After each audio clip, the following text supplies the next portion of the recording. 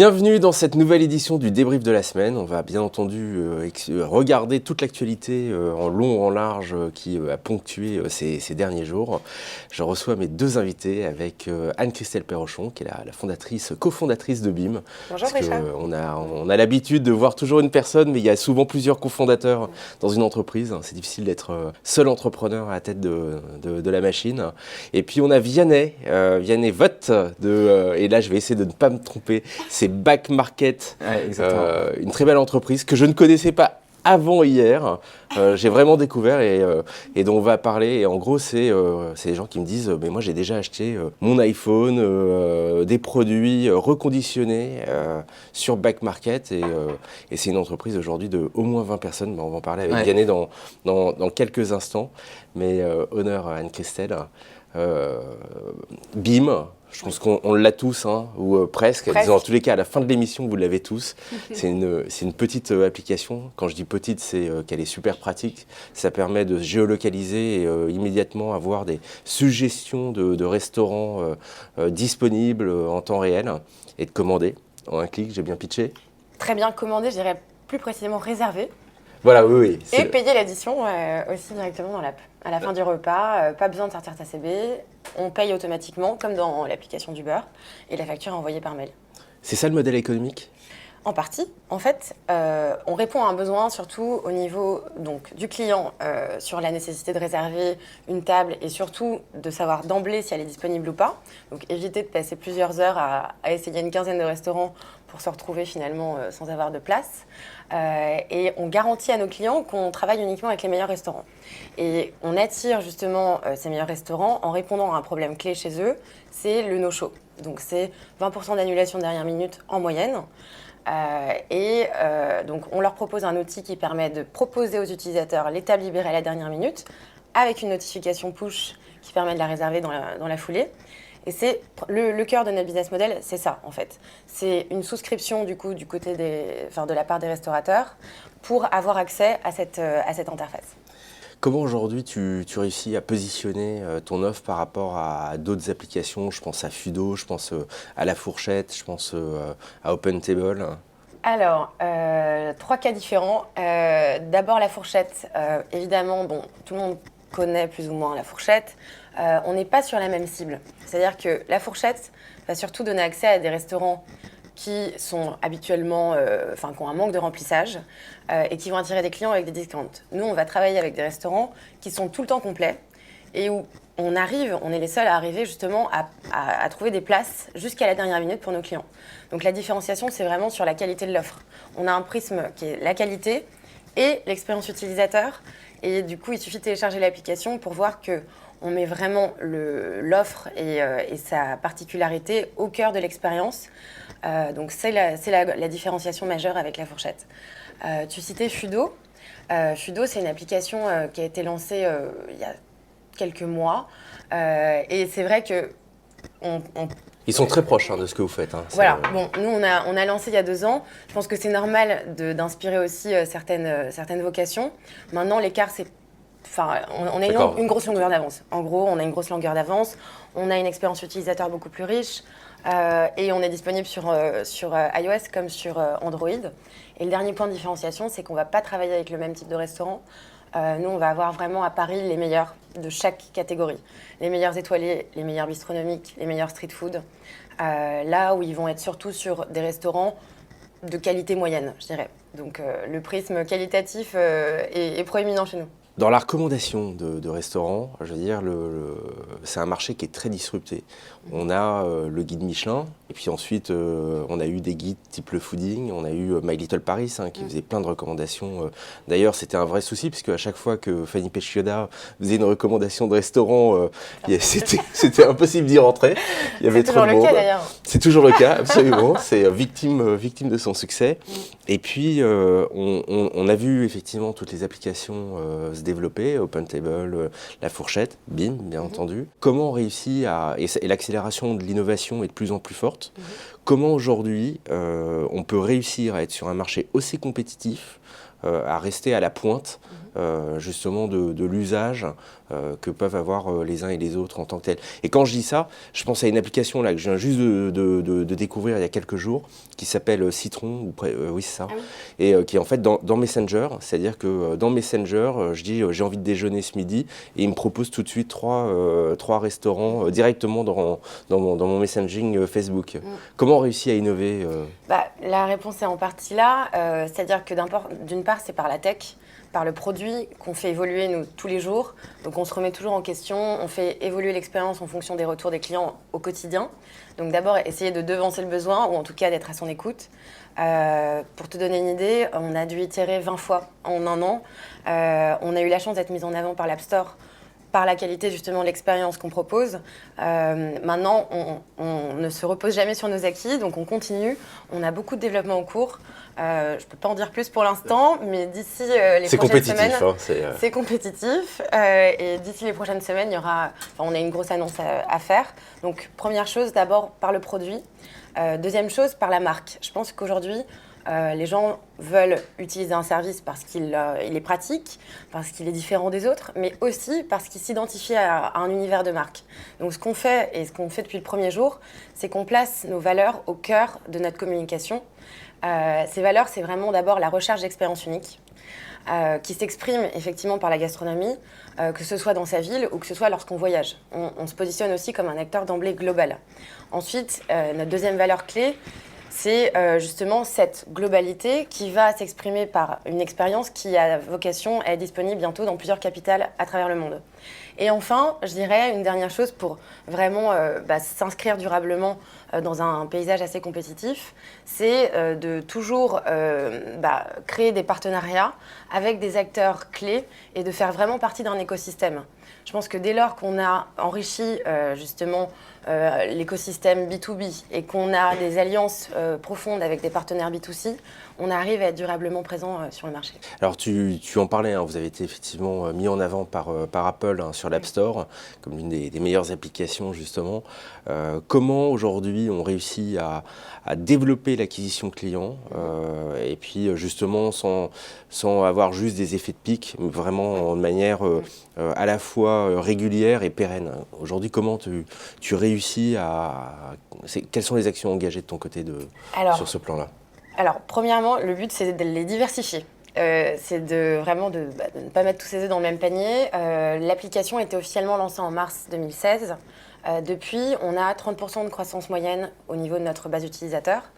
Ça, on va le développer et l'entretenir avec différents leviers. D'abord, le marketing digital. Facebook et Google sont vraiment des outils précieux. En termes de ciblage et d'efficacité, c'est quand même très compétitif.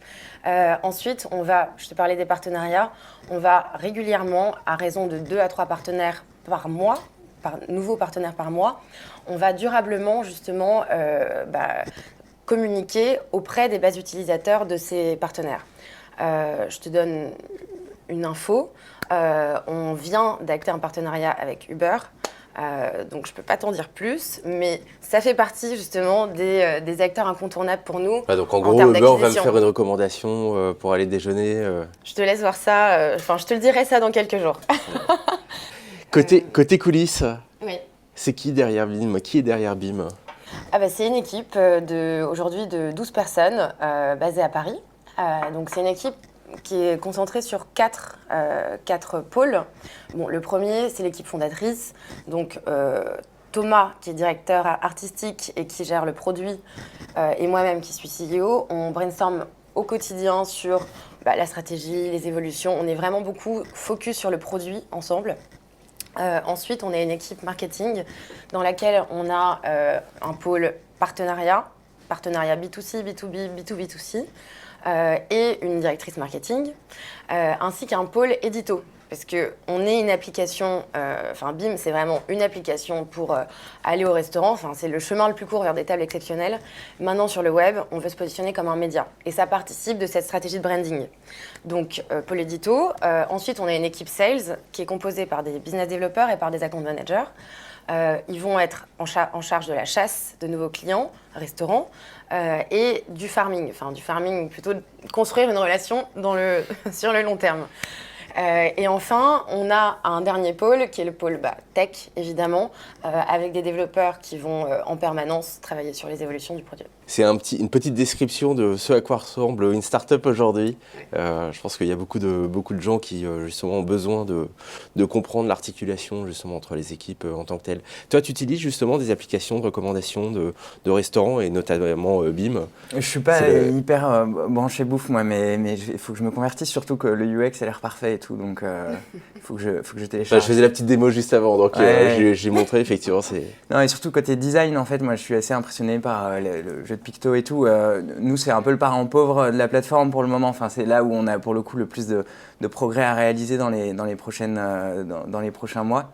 Et forcément, en tant qu'utilisateur, on est tous super sensibles à cet enjeu du design, quoi, de la UI, et que vous avez l'air de réussir plutôt bien. Donc, Alors toi, tu es sur un autre créneau, tu es sur le reconditionnement de produits. Ouais.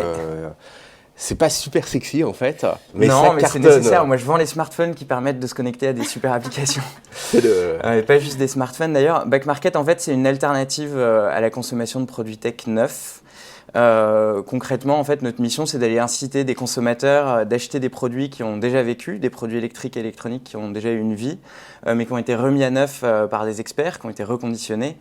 Ça, c'est quoi? C'est une vision sociétale de justement, on ne jette pas ce qui peut encore fonctionner, Ouais. Ou est-ce que c'est une vision, on va réussir à vous vendre des produits de très haut niveau, moins chers que ce qu'ils ne sont sur le marché? C'est un couplage des deux, évidemment. Enfin, au cœur de la mission et nous, de notre engagement en tant que cofondateur, ce qui nous drive et d'ailleurs ce qui est un filtre de tous les gens qui rejoignent l'équipe, il y a cette dimension sociétale, environnementale, sur comment est-ce qu'on change la manière dont on consomme de la tech et l'impact que ces produits ont sur l'environnement. Aujourd'hui, c'est plus quasiment 1,5 million de tonnes de déchets électriques et électroniques qui sont générés chaque année en France. Vous avez 620 millions d'appareils électriques et électroniques neufs qui débarquent sur le marché chaque année. Et moi, d'un point de vue personnel, je trouve qu'il n'y a pas eu... autant il y a beaucoup d'autocritique des consommateurs sur la nourriture, sur la manière dont on s'habille, sur la manière dont on voyage. Et en revanche, sur la tech, j'ai l'impression que c'est un peu préservé de ces questions environnementales, de quel impact ça a vraiment. Et on est, avec Fairtech, je pense, une des boîtes qui arrive avec un point de vue un peu de comment est-ce qu'on change la manière de consommer ces produits. D'accord, mais un iPhone, c'est super compliqué. C'est-à-dire que déjà, j'ai plus de garantie si j'ai le malheur de l'ouvrir, etc. Et ensuite, je sais pas, vous avez un iPhone qui tombe en panne, on ne sait pas du tout ce qui dysfonctionne, etc. On ne sait même pas si c'est récupérable. Aujourd'hui, c'est là où le passage dans les mains de l'expert est important, parce que, en gros, ce qui bride l'usage la reconsommation de ces produits via le marché de l'occasion, c'est justement le fait que c'est des produits qui sont assez fragiles, qui ont une durée de vie relativement limitée. Je pense à une batterie, par exemple, dont la durée de vie est assez limitée dans le temps. L'avantage du reconditionné sur ce marché de l'occasion, c'est qu'il y a le passage dans les mains d'un expert qui va vérifier le produit, vérifier que, dans le cas d'un smartphone, mais ça peut être appliqué sur tout type de produits électriques et électroniques, que les composants sont fonctionnels, que la batterie tient la route, etc. Et dans le cas où le produit est défaillant, il va réparer telle ou telle pièce et en fait le remettre complètement à neuf pour le remettre sur le marché. Et du coup, on en revient sur la deuxième proposition de valeur, au-delà de l'impact environnemental et social, c'est in fine un produit qui est 2 fois moins cher qu'un produit neuf en moyenne, mais avec toutes les garanties qu'on est en droit d'attendre d'un produit tech, à savoir un produit qui fonctionne. Et ça se matérialise sur la plateforme avec une garantie de 6 mois minimum. Et puis la présence d'un service client, ou dans le cas où finalement l'appareil a été mal reconditionné ou qu'il est passé entre les mailles du filet au moment du diagnostic, et vous pouvez le renvoyer à l'usine, vous allez avoir à nouveau un appareil en retour, etc. Il y a tout un set en fait, de réassurance à créer avec la garantie et un service client compétent qui permettent de rendre ces produits hyper compétitifs par rapport à des produits neufs. D'accord, donc le discount, grosso modo, par rapport au prix produit Ça va varier selon la récence, mais vous êtes en moyenne entre 30 et 50% de discount par rapport aux produits neufs. Aujourd'hui, si je veux justement faire l'acquisition d'un produit, comment ça se passe? C'est purement online? Oui, Back Market, donc c'est une place de marché. Concrètement, nous, notre mission, elle s'articule autour de 2 points, qui est garantir l'accès au maximum de produits donnés. sur plein de catégories de produits, donc au-delà du smartphone, tout produit high-tech et puis des produits encore moins sexy dans les rayons cuisine et maison, mais néanmoins nécessaires. Et ça, notre positionnement de place de marché nous permet d'y arriver, puisqu'en gros, on connecte aujourd'hui 70 usines à la plateforme. Et donc ça permet d'avoir un stock considérable et d'avoir une vraie alternative pour les consommateurs. Et la deuxième partie de notre mission, c'est justement créer les conditions de la confiance. Donc en fait, chaque reconditionneur va être audité avant d'être branché à la plateforme. On va s'assurer que ce n'est pas un marlou, qu'il est en mesure de garantir ses produits, qu'il a des machines, des process. Et en temps réel, ensuite, on va s'assurer qu'il délivre bien sa promesse sur la qualité.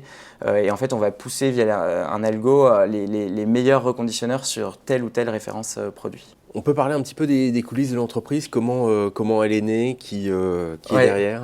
L'entreprise, elle a été cofondée par 3 personnes. Donc il y a Thibaut, Quentin et moi en novembre 2014. Donc on a un peu plus de 2 ans. Et après J'aime bien quand il dit on a un peu plus, hein, vous êtes super jeune. On est encore très jeune. Mais depuis, on a pas mal grandi. On est 25 personnes donc aujourd'hui.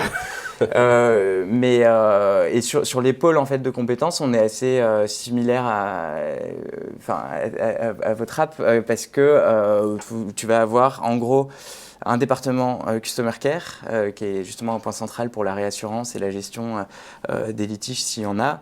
Ensuite, un pôle dev, c'est évidemment clé quand on construit une place de marché. Il y a des tas de flux à coder pour que ce soit le plus fluide possible entre nos usines et la plateforme. Ensuite, un pôle BizDev qui va justement être chargé d'aller chasser de nouvelles usines. Aujourd'hui, on a 70, mais il y en a beaucoup plus à connecter à la plateforme évidemment. Et qui va aussi avoir une compétence de account management pour développer le business, faire du farming, comme tu disais, avec les usines déjà branchées. Et ensuite, vous allez avoir un pôle marketing et produit. Donc qui va se charger de toute l'acquisition et puis de la conversion après on-site une fois que les clients sont arrivés sur la plateforme. Et ça, on le duplique en fait pas seulement en France, puisqu'on le fait aussi à l'international, puisqu'on a ouvert en mars dernier l'Allemagne et l'Espagne, et puis depuis cet été l'Italie et la Belgique. D'accord, ça c'est opéré directement en France ou c'est En fait, on a des usines françaises, un quart en gros de nos usines françaises ship déjà ces produits-là. C'est l'avantage, surtout quand on est sur du smartphone ou de la tablette, en fait c'est des produits qui voyagent plutôt facilement.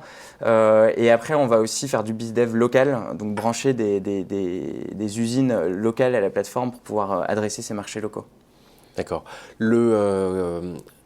En termes de marge, comment on réussit? Parce que vous avez des petites marges sur chaque vente. Oui, sur une place de marché, sur un taux de commission environ de 10% par produit vendu.